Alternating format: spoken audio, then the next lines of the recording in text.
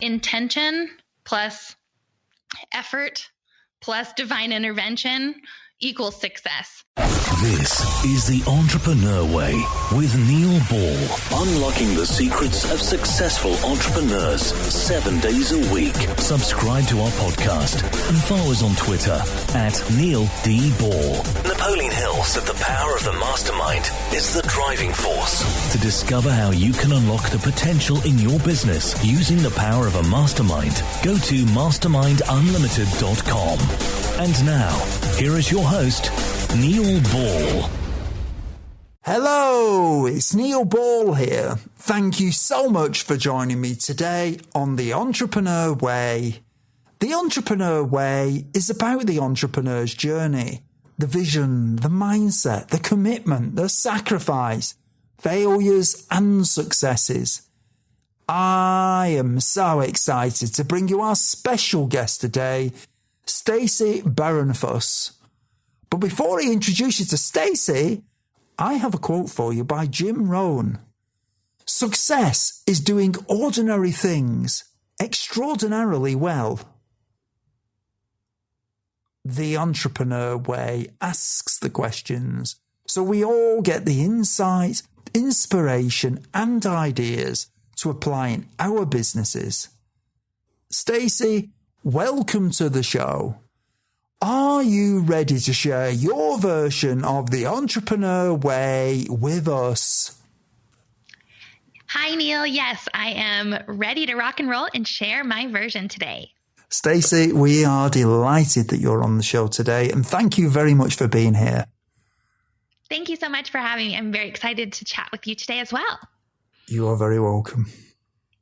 Founder of the Catalyst Group and creator of the Inside Out Success Method, Stacy Bahrenfuss started her real estate company, Catalyst Group, at the early age of 19.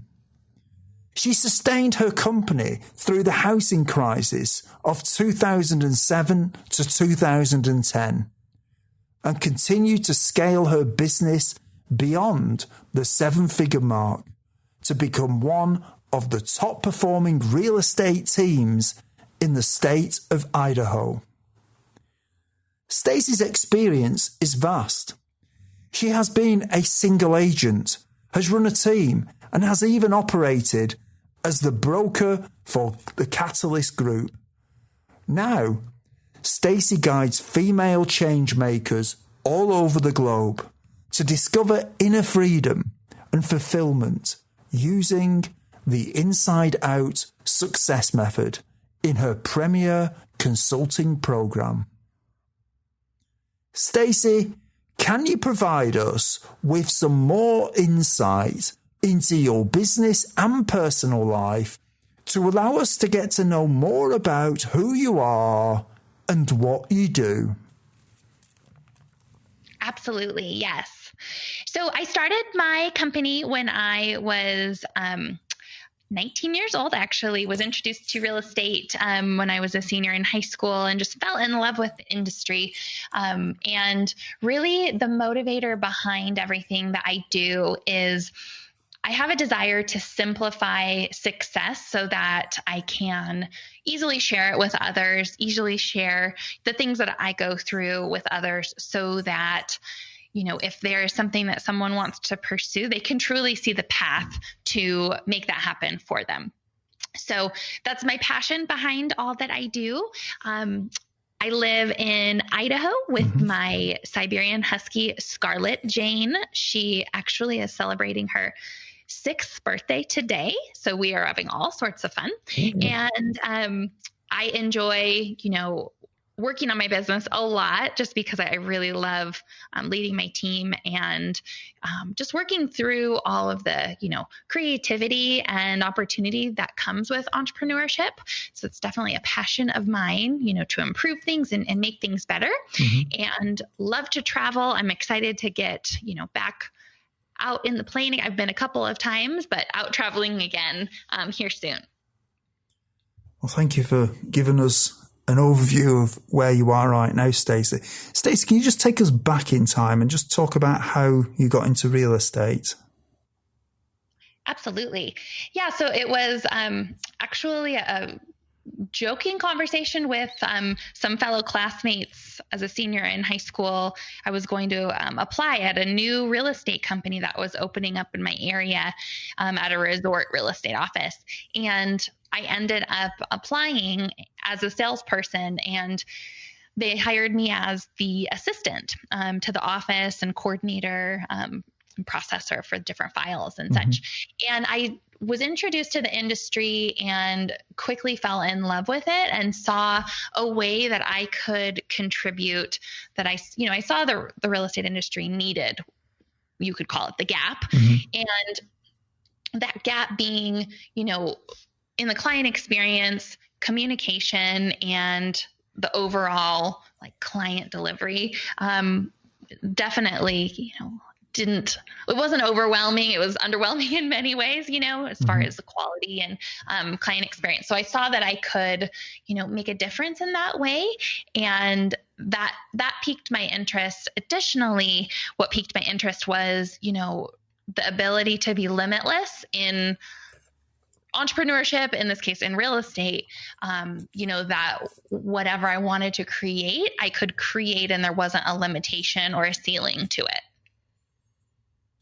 What do you enjoy most about what you do? I really enjoy helping people have those aha moments, bringing the hope to them, as I call it. And it's everything from, having a team member that might be struggling with a client and, funny enough, having a similar situation in their personal life in a different way, and just having them make the connection point that there's a message that they can learn here, and, guiding them and leading them to that solution, showing them that they're the problem and the solution would definitely be my favorite thing. And that, of course, extends to the client as well, just showing them that they are in the driver's seat of their life and the process, and whatever results they want to achieve are theirs for the taking. Who are the people that you help? As far as on my team, or in the client space? In the client space, what's the type of person? Are they in a particular stage of their lives, or is something happening that makes them think, I need to work with Stacy or with your business? Yeah, absolutely. Yeah. So in the real estate company, buyers and sellers, builders and developers, that's one aspect. And then I specifically work one-on-one with female leaders, helping them really go down the path to discover freedom and fulfillment in their lives. What drives you to do what you do? So the drive is definitely to teach people that anything is possible. And, that drive really comes from my upbringing and journey. I think I saw my parents sacrificing a lot and not doing what they wanted to do because of all of these different reasons. And I was lucky enough to have my mom always encouraging me that whatever I set my mind to, I could do. And, that definitely fueled me to this better, bigger possibility of, a life on my terms, and just really want to share that with other people, because I think a lot of people are trapped in that belief system, that they can't do what they really want because they need the security or stability or whatever that reason is. And there is a different path. And so I want to illuminate that for people. How do you relax when you're not working in your business? I definitely am very active. I enjoy, everything from hiking, a regular workout, to mountain biking, walking with SJ, my dog. And I really enjoy meditating and self-reflection to, just learn more about how the mind works and why we do what we do. Do you have any entrepreneurial role models? I had a real estate broker that I worked alongside with when I first started.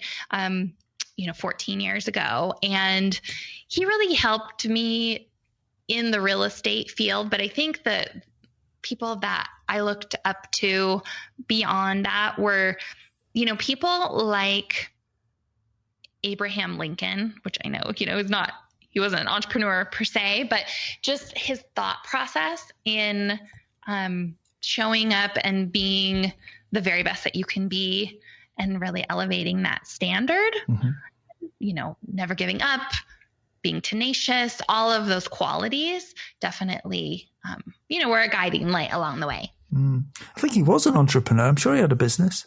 Yeah, that's true. I seem to remember reading one of his books. Yes. Stacy, we've talked about your business and your personal life. Now what we're going to do is go back in time and talk about the time before you were an entrepreneur. What difficulties did you have to overcome when you started your business? I think the difficulties, that were, the bigger ones, bigger difficulties were, when starting my business, getting everything set up structure wise from the beginning, simple organizational structure is what I mean. Just because I didn't have, someone that was like, go and set up this tax entity and, all of that stuff that's very important. So, it was just one of those things that I wish I would have known, to set that up that way. And then, other than that, I think the difficulty with balance and, keeping that in mind, being so focused on the business, I lost just that focus of spending time with relationships that mattered. And so I think just, that balance is important in all things. So I would say that was the other one. Did you have any doubts that delayed you starting your business? I knew going into the business that I needed to work on my mindset if I wanted to go where I had my sights set to go. And so I definitely think that, the doubts that I had, I worked on, a lot, but one that was sort of like the biggest demon in the closet that, stayed with me way too long was just the deep understanding and trust in myself of, when that gut feeling comes, trusting that gut feeling, also with it supporting data. It wasn't just like, oh, I feel like, this because the sky is blue today. Not like that. I just mean like really those, decisions that are critical, listening to my gut and trusting myself, I would say, was a doubt through the process. What mistakes did you make that slowed your journey?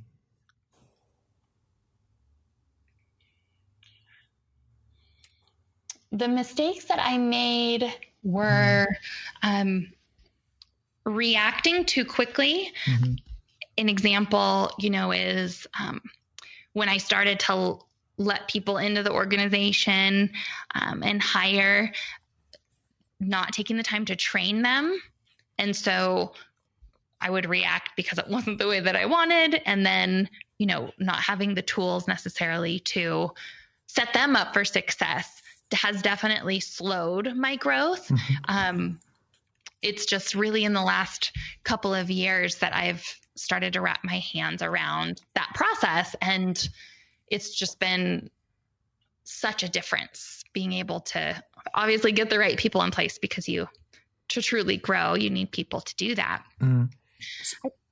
So what happened a couple of years ago that made you decide to do that?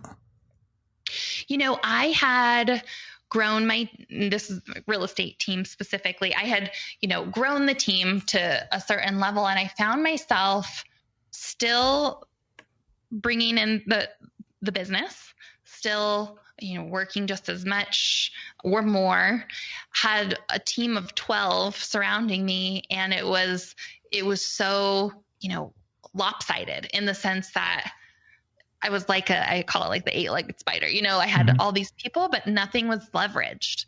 And so I just made the decision to stop the bus, because I needed to figure out what it was that I needed to learn so that I could make the change. And I ended up drastically changing my team actually about this time last year. It was, earlier, almost summertime last year, where we downsized significantly. I removed all of the expenses that didn't matter, just all the stuff that accumulates. It's kind of like when you live in your house for 10 years, you look around, it's like, how did all this crap get here?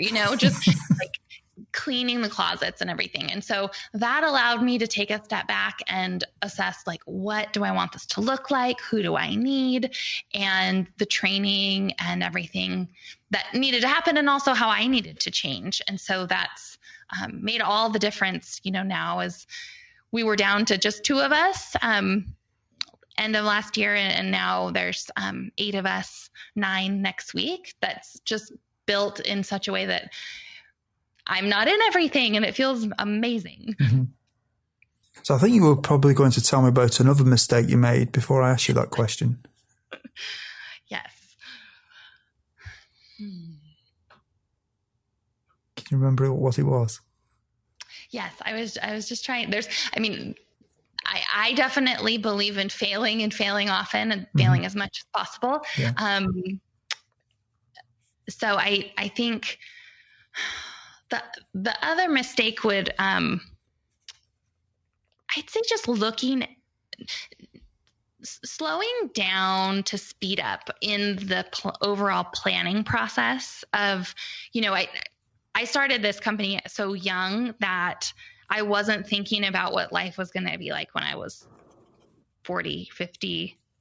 Am I looking to sell this company? Am I looking, not that you ever start a company or start a project looking to sell it. That's not what I'm saying. I think just the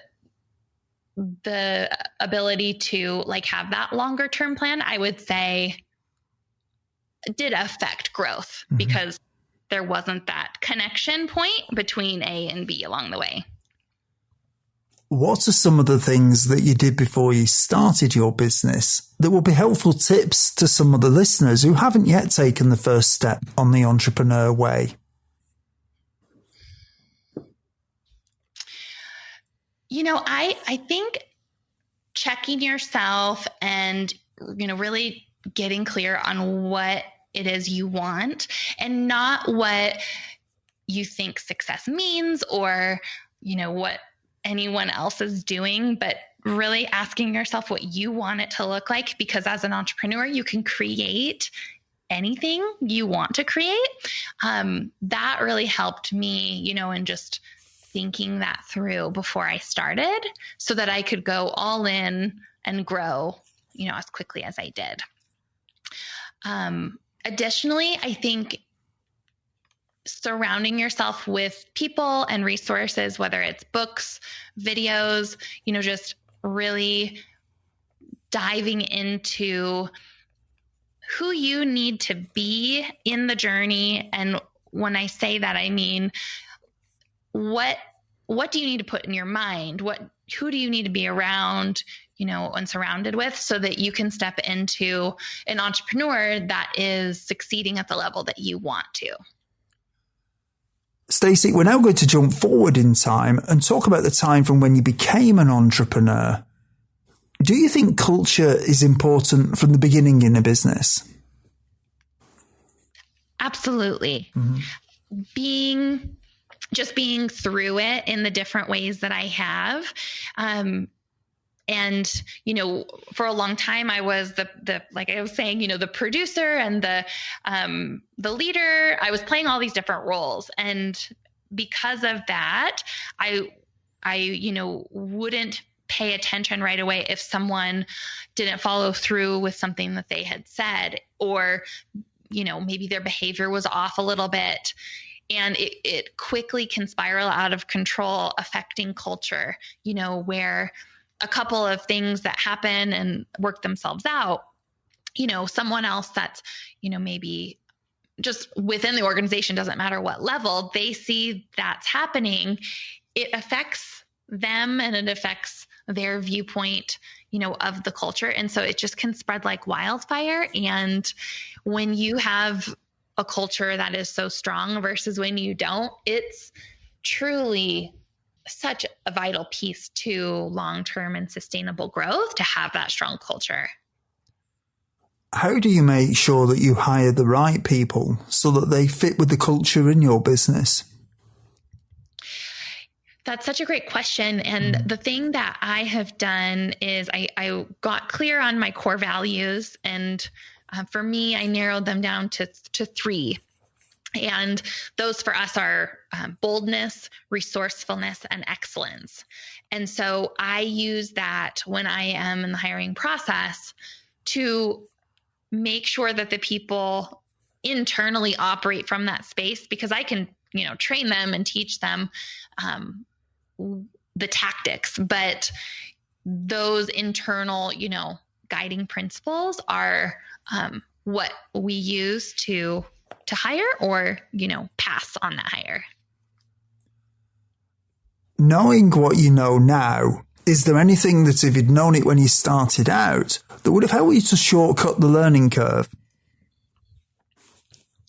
I think the biggest thing is around hiring. Like I definitely feel like if I, could have been exposed to what I know now in the like hiring and how to be, an outstanding leader, I would have done so many things differently and thus affecting, the growth and trajectory early on.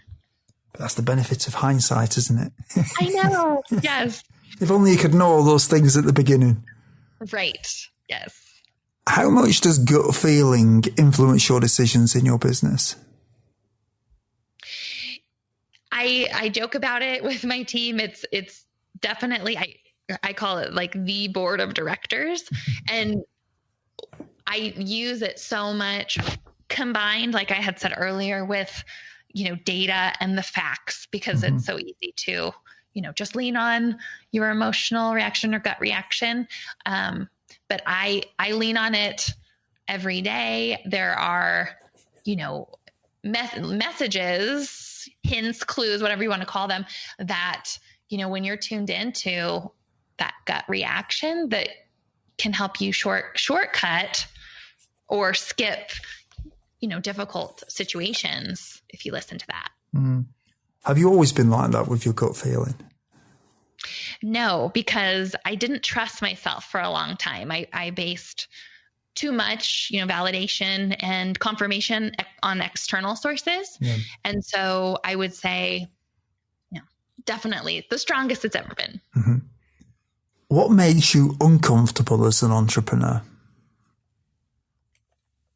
Is definitely something that I'm almost like risk averse. And so I think that what's made me uncomfortable is when I have not been taking risks. So it's kind of a double-edged sword. It's very much my strong point, of being willing to go out there and take down a subdivision or whatever we need to do, of course, calculated. But I just think that the times where that wasn't happening, that did bring discomfort, which was a sign that I needed to look at, is my vision stale? Do I need to, reinvigorate this in any way, etc. What do you think are some of the secrets to success? I think that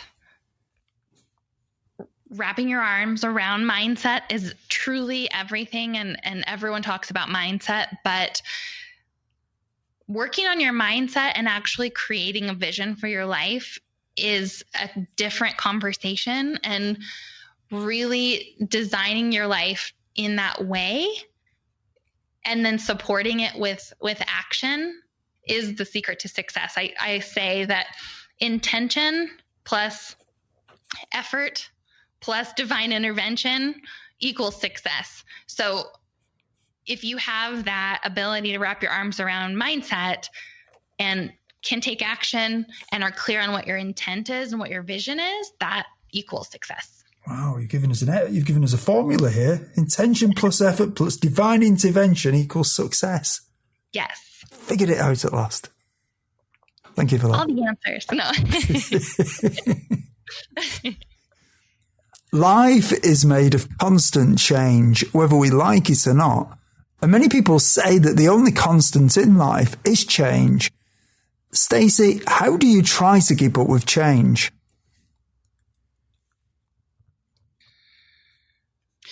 When you have the grounded connection, with yourself and your mission, it doesn't matter what is going on externally, change, you're able to adapt in a different way. You're able to be aware of the change, and you're also able to stay grounded in your purpose and your plan. And so I think that could be looked at as another equation, is just to, stay connected to what that is for you. And also, understand that there's so much fear around change or the idea of change, that when you can separate fear and, change into two different categories, you can process change very, factually, and you can remove the fear out of it. Again, staying educated, but focused on what it is you're here to do. What is your favorite book on entrepreneurialism, business, personal development, leadership, or motivation? And can you tell us why you have chosen it? There's so many, gosh. I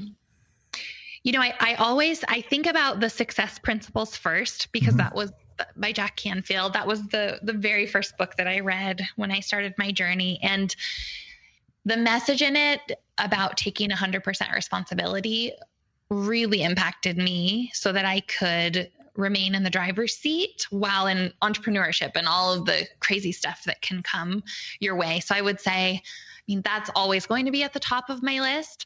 I also just recently read The 5 a.m. Club. So I'm a huge fan of Robin Sharma. And so I'll leave it at those two for right now. So do you get up at 5 a.m. now then? Pretty darn close. For whatever reason, I have to be between 5:15 and 5:30. I just can't get to 5 a.m. So close. 15 minutes. I think if you can do it 15 minutes, you can do it. You're going to have to change that alarm clock, Stacey, and just move it 15 minutes, I know. Some people are several hours away. You're 15 minutes. Right, exactly. Folks, when you have a busy life, listening to audiobooks is a great way to expand your knowledge in the time when you may be doing other things, such as driving or when you are at the gym. We have a special offer for you of a free audiobook of your choosing. To choose your free audiobook, go to www.freeaudiobookoffer.com. As long as you've not already signed up, then you will qualify.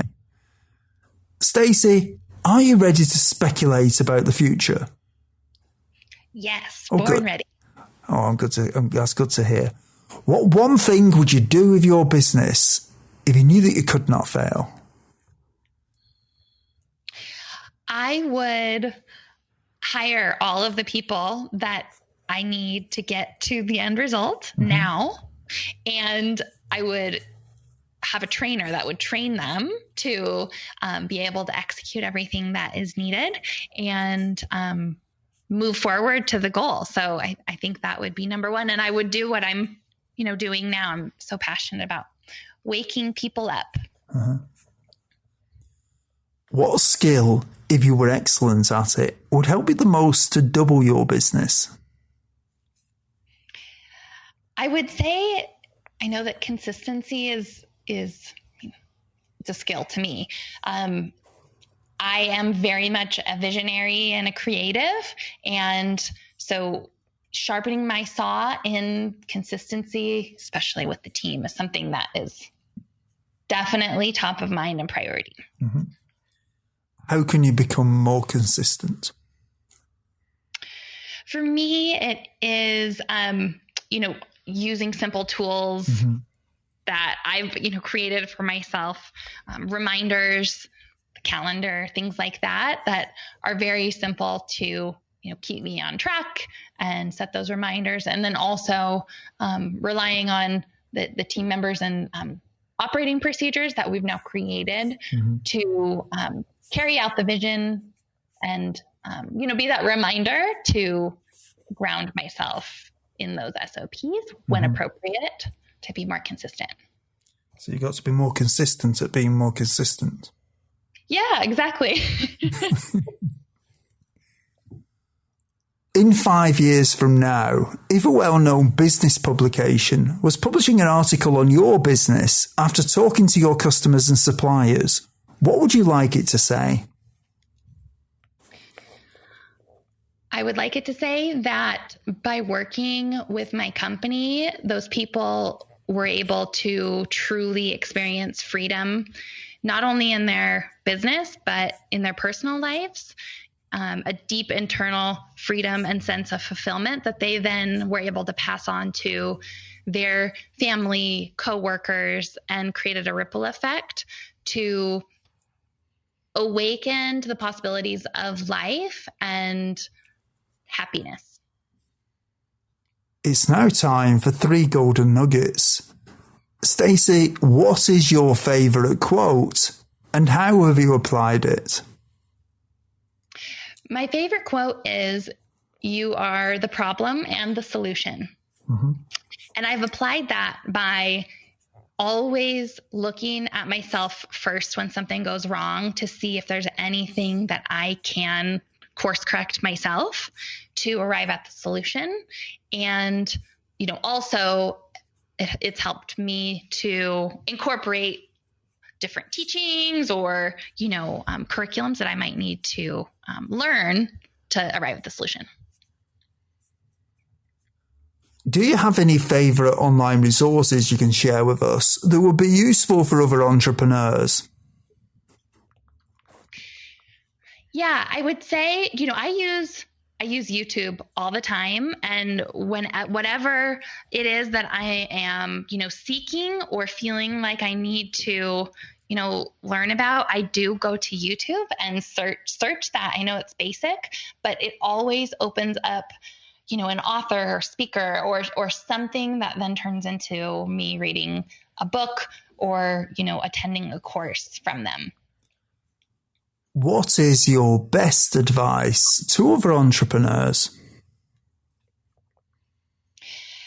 I would say to get started now. If you're thinking about doing something or starting, your entrepreneurship, your career, whatever it is, get started and take action and just know that anything that you don't have answers to now, you can figure out along the way. You're absolutely resourceful.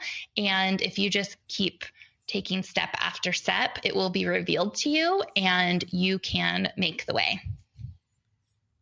Folks, if you didn't manage to get a note of Stacy's favourite resource or her favourite book, you can find the links on Stacy's show notes page. Just go to theentrepreneurway.com and search for Stacy or Stacy Bahrenfuss in the search box. Stacy, is there anything else you would like to add about your business? I think the only thing is if anyone wants to, connect, you can find me at my website, which is limitlesswithstacyb.com. Well, thank you for that, Stacy. And Stacy, thank you for coming on the show today and sharing your journey as an entrepreneur with us and talking about what's brought you to this very moment on that journey. As you've talked about that and you've thought about the journey, you've shared some of your experiences with us. You've shared some of your thoughts about what it takes to be a successful entrepreneur. And you've also given us some great tips as well. So thank you very much for coming on the show today. Thank you so much for having me, Neil. It was really fun talking with you today. Stacy, you are very welcome. I've had a great time as well, and thank you. Folks, You have been listening to Neil Ball chatting with Stacy Bahrenfuss on The Entrepreneur Way. If you have enjoyed the show, please share it on social media and subscribe to our email on the Entrepreneur Way website. Also, please add your comments on Stacy's show notes page on the Entrepreneur Way website at www.theentrepreneurway.com and search for Stacy Bahrenfuss in the search box. Thank you for listening, and until the next episode tomorrow, goodbye. Thank you for listening to The Entrepreneur Way. Subscribe to our podcast and follow us on Twitter at Neil D. Ball.